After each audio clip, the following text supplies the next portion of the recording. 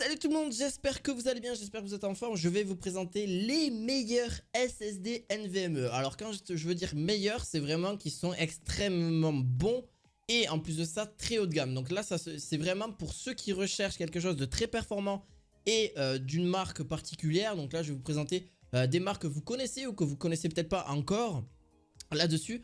Donc c'est 4 produits que je vais vous présenter, donc 4 SSD. Alors à quoi ça sert déjà un SSD NVMe? Il faut savoir que c'est des disques durs pour moi plus futuristes entre guillemets, qui vont être équipés parce qu'ils sont beaucoup plus fins et qui ont un stockage et qui ont une rapidité vraiment énorme là-dessus. C'est une technologie qui permet justement d'avoir des temps de chargement en moins par exemple sur les consoles, pareil sur les jeux, sur le PC etc. qui va pouvoir aussi être beaucoup plus performant, d'apporter justement quelque chose de beaucoup plus performant et de mettre une meilleure jeunesse aussi sur votre PC. Alors celle-ci par contre c'est que du PCI 4.0.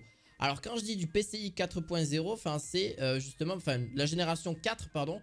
Pour être vraiment exact, c'est du NVMe mais c'est la génération 4. Alors c'est pas pour équiper pour toutes les cartes mères, même si ça peut être rétrocompatible pour la plupart. Donc faites attention de bien regarder si le SSD NVMe que je vous présente est rétrocompatible pour des cartes mères en 3.0. Mais forcément le 3.0, il faut savoir que le 3.0 en termes de la troisième génération de SSD NVMe va forcément être un taux d'écriture et un taux de lecture beaucoup moins intéressant. En gros, là c'est vraiment pour ceux qui s'y connaissent, hein. C'est vraiment beaucoup moins. Genre par exemple vous allez avoir à peu près 3000-3500 MO secondes en écriture et en lecture. Voilà, grand maximum. Alors que la génération 4 peut aller jusqu'à 7000 MO secondes, ce qui est juste énorme et ça suffit largement après pour en faire ce que vous souhaitez. Ça va jusqu'à 1 à 2 Tera maximum et forcément les prix peuvent être extrêmement élevés. On va faire entre guillemets du plus gros prix, plus petit prix, entre guillemets parce que je les ai pas rangés par ordre de prix. Vous retrouverez ces liens en description de vidéo. Je tenais à faire cette longue introduction parce qu'il fallait vraiment que je vous explique un petit peu tout ça. Si vous le savez déjà, tant mieux pour vous. Donc là-dessus, n'hésitez pas, vous avez les liens en description de vidéo. Et ce que je t'invite à faire, si tu es tout nouveau, ou si tu n'as pas encore découvert la chaîne, moi je me présente, c'est Newcrins tout simplement. Voilà, ma chaîne Newcrins Tech. Tu vas pouvoir retrouver plein de vidéos que j'ai fait sur l'high-tech, etc. Que ce soit en 2022, etc. Ou même des autres années qui sont totalement valables encore à l'heure d'aujourd'hui. Je t'invite un petit peu à les regarder, un petit peu à te dire tiens, ça pourrait m'intéresser. Ça peut t'intéresser, mais tu as juste le lien en description de chaque vidéo pour les produits.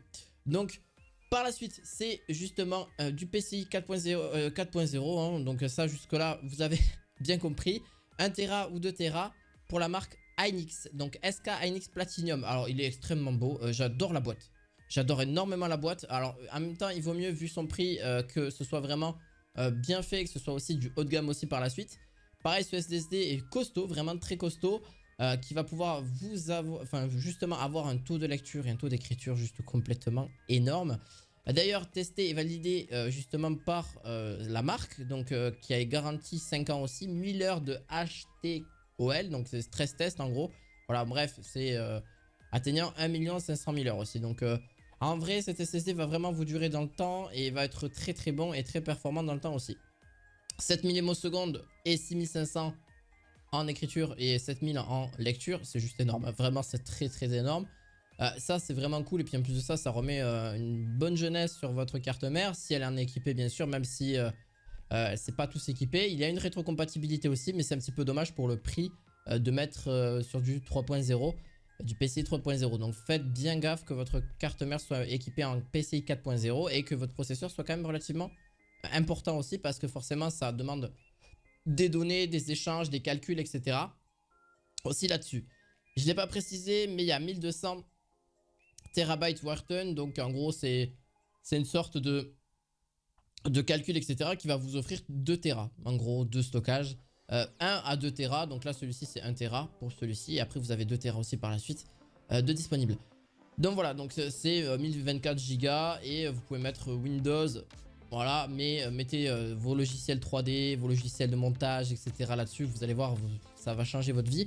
Ou vous en servez de stockage pour des vidéos 4K beaucoup plus lourdes, etc.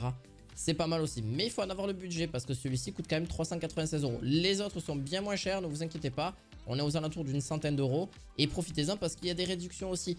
Donc pour la suite de ce NVMe, j'en ai beaucoup parlé d'ailleurs des 980, des 970 au niveau de chez Samsung. Mais là il y a le 990 et le 990 est sorti il n'y a pas si longtemps que ça. Pareil, on a vraiment de très bonnes vitesses, très fulgurantes. Et en PCI 4.0, le 990 Pro de la marque Samsung qui fait énormément, je trouve vraiment, pour le coup c'est pour moi une très bonne marque qui fait justement des SSD aussi et qui tiennent vraiment dans le temps. Parce que moi j'en suis équipé d'un depuis 3 ans, il a 250 Go, c'est même pas 1 Tera pour vous dire, et il marche extrêmement bien. Et mon ordinateur s'allume en quelques secondes par rapport à du SSD classique. Même si le SSD classique c'est du 400-500 mAh en 2.5. Là c'est vraiment du NVMe, donc forcément plus fragile aussi, faites très attention à ça. C'est quand même assez fragile. Mais qu'est-ce que c'est bien. Voilà, amélioration des performances pour une gestion de l'énergie très bonne. Pareil, ça a tendance à avoir vraiment des taux de transfert mais juste hallucinants. Si vous souhaitez voilà, des gros fichiers etc, mais ça vous fera 7 Go. Allez, 7 Go en 1 seconde. Donc si vous avez des fichiers de plusieurs centaines de gigas, ben 7 Go en 1 seconde, environ, voilà. Donc c'est juste fulgurant. Si vous échangez par contre d'un SSD à un SSD, c'est très important de le dire. Si vous avez deux SSD de 990, voilà, 990, deux les mêmes, voilà, et que vous échangez d'un fichier à l'autre, ben là oui, il y aura ce taux de transfert là. Mais par exemple, si vous le mettez sur un disque dur classique de 100 ms, ben, il n'y aura que 100 ms. C'est pas du tout énorme, c'est que dalle. 100 ms, ça peut prendre même plusieurs heures pour des centaines de gigas. Donc voilà, ça il faut vraiment prendre en compte. Et clairement, de toute façon, on sera tous équipés de ça. C'est beaucoup plus fin, c'est plus petit, c'est beaucoup plus léger, ça prend moins de place. Et voilà, dans le temps, clairement, je pense qu'on sera tous équipés de SSD comme ça au fur et à mesure. Et c'est très abordable, hein. 1 Tera, 121 euros. Moi, il faut vous dire, pour 250 Go à l'époque, c'était plus de 100 euros. Hein. Donc, c'était il y a 3-4 ans. Donc, on a quand même bien évolué au niveau de ça, au niveau de la technologie, etc. en général. Bref, c'était une parenthèse sur ça. Mais je voulais dire un petit peu ce que j'en pense parce que je suis fan de ces choses-là. Hein, au niveau des ordinateurs et tout ce qui est high-tech. Bref, pour le 1 Tera. Le WD Black, donc c'est Western Digital qui fait ça. Ils font aussi des disques durs, eux vraiment aussi sont très bons là-dessus. Mais ils se sont mis aussi sur la SSD depuis quelques années déjà.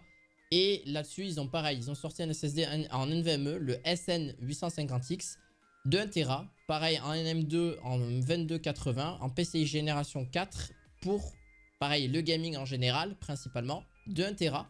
Mais attendez, ça va jusqu'à 4 Tera le petit truc. Ça va jusqu'à 4 Tera, par contre le prix 640 euros pour le 4 Tera, bien sûr, bien sûr. Mais le 1 Tera et le 2 Tera sont relativement pas trop chers. Il y a à peu près 100 euros de différence sur les deux, mais ça reste vraiment correct. Donc pour 1 Tera, vous avez 123 euros. Et pour 2 Tera, c'est 230 euros. Voilà, donc c'est ça au niveau du prix, c'est pareil. Bon, je vous ai un petit peu parlé de tout, hein, donc pareil là-dessus, 7300 ms, que ce soit en lecture, en écriture environ, hein, donc c'est ce que dit à peu près en tout cas le constructeur. Donc on va atteindre à peu près ces taux là, il faut le savoir aussi. Et eux, l'avantage qu'ils ont, c'est qu'ils vont jusqu'à 4 Tera. Donc si vous avez besoin d'un seul et qui va jusqu'à 4 Tera, généralement sur chaque carte mère, en général les cartes mères de PC fixe sont équipées de 2 ports PCI. Alors faites bien attention qu'ils soient équipés de 2 ports PCI 4.0 et pas un PCI 3.0 et un 4.0, ça serait un peu dommage. Donc voilà, ça c'est à bien faire attention aussi là-dessus. Regardez aussi si c'est rétro-compatible. Là, celui-ci ne l'est pas forcément. Mais par contre, il est compatible pour du PCI 4.0. Voilà. Donc, vraiment très sympa, très cool aussi par la suite. Et forcément, vous en ferez ce que vous voulez. Vous mettez du stockage que vous voulez. Voilà, pour les gros fichiers, comme je vous dis en général.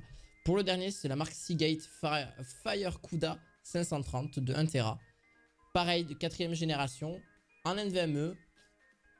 Et 7300 ms, c'est à peu près de toute façon la valeur maximale qu'on pourra atteindre pour la 4ème génération. Pour l'instant, on n'est clairement pas, on va pas forcément voir encore des trucs, clairement des SSD beaucoup plus performants à l'heure actuelle, même si déjà ceux-là sont extrêmement bien. Pareil, on dit que ben oui, il y a moins de dans le temps, ça va moins durer dans le temps clairement qu'un SSD ou même clairement un HDD classique. Ben clairement, si, figurez-vous que ça peut durer plusieurs années, entre 5 et 10 ans. Mais j'en suis même certain qu'entre 5 et 10 ans, vous allez changer votre PC et même peut-être le SSD va changer aussi. Donc voilà, parce qu'en vrai, malheureusement, entre 5 et 10 ans, les technologies ont tendance à être beaucoup plus récentes et aussi naissantes et être beaucoup plus performantes aussi à l'heure actuelle. À peu près, moi, quand je préconise pour changer à peu près un ordinateur fixe ou portable, c'est environ entre 4 et 5 ans, voire 6 ans. Mais n'allez pas plus haut parce qu'après, clairement, ben, vous allez être un petit peu en retard par rapport forcément à des jeux. Ça va moins marcher, etc. Moi, c'est ce que j'ai tendance à peu près à changer, que ce soit les téléphones, les ordinateurs, les écrans, environ tous les 4-5 ans.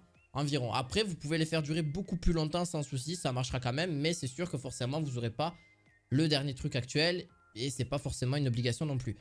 Pareil, celui-ci par contre est compatible avec la console PlayStation 5. Donc oui, parce qu'elle a ce port 4.0 comme je vous ai parlé qui sera vraiment très rapide et justement à voir.